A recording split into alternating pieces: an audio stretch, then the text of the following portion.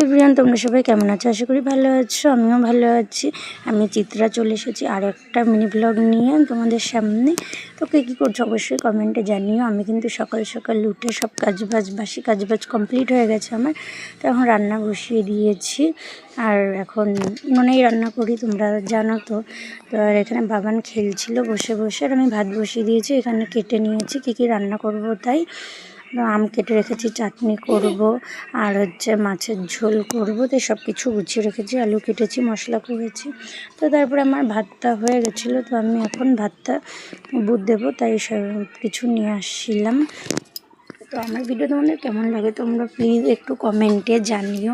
তোমরা সুন্দর সুন্দর কমেন্ট করলে আমারও খুব ভালো লাগবে। আর তো মানে আমিও খুব উৎসাহিত হব, তোমাদের ভিডিও আরও ভালো ভালো ভিডিও দেব। তো এখানে বাবান দেখো খেলা করছিল। সবসময় কিন্তু আমার পেছন পেছনই ঘুরে, আমি কাজ করি, ও আমার পেছন পেছন থাকে। তো তারপরে আমার ভাতটা রান্না কমপ্লিট হয়ে গেছে, আমি ভাতটা দিয়ে দিয়েছি। আর এখানে কড়াইও বসিয়ে দিয়েছি, এখন রান্না করব সব কিছু। আর আমার রান্নার ভিডিও দেখতে চাইলে অবশ্যই চিত্রা কিচেন বলে একটা আমার সেই ইউটিউব প্রোফাইল আছে, সেখানটায় গিয়ে তোমরা দেখতে পারো। আমার চ্যানেলটার নাম চিত্রা কিচেন।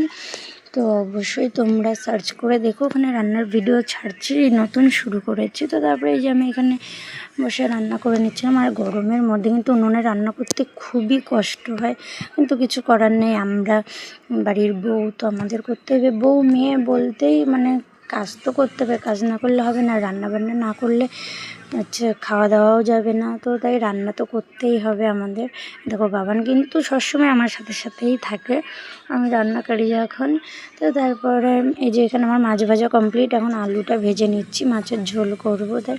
তারপরে এদিকে তরকারি বসিয়ে দিয়ে এসে আমি এখানে সব মশলার কৌটোগুলো আবার গুছিয়ে রাখছি। তো বললাম তো যে রান্নার ভিডিও দেখতে হলে অবশ্যই কিন্তু আমার চ্যানেলে চোখ রেখো, তোমরা দেখতে পারবে রান্নার ভিডিও।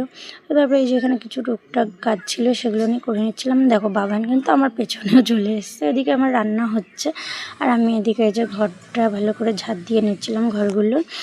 বাবান বসেছিল, ওকে বললাম যে বাবান বাইরে গিয়ে বস, তো আবার চলে গেল বাইরে। আমি সব ঘরগুলো ভালো করে ঝাঁট দিয়ে নিচ্ছিলাম, কারণ ঘর ঝাঁট দিয়ে মুছলে ভালো হয়, আর ঝাঁট দিয়ে না মুছলে একটু একটা নোংরা নোংরা লাগে। তো আমি ঘর ঝাঁট দিয়ে তারপরে মোছামুছি করি। আর এদিকে আমার রান্না বসিয়ে রেখে আমি এদিকে কাজ করছি কিন্তু।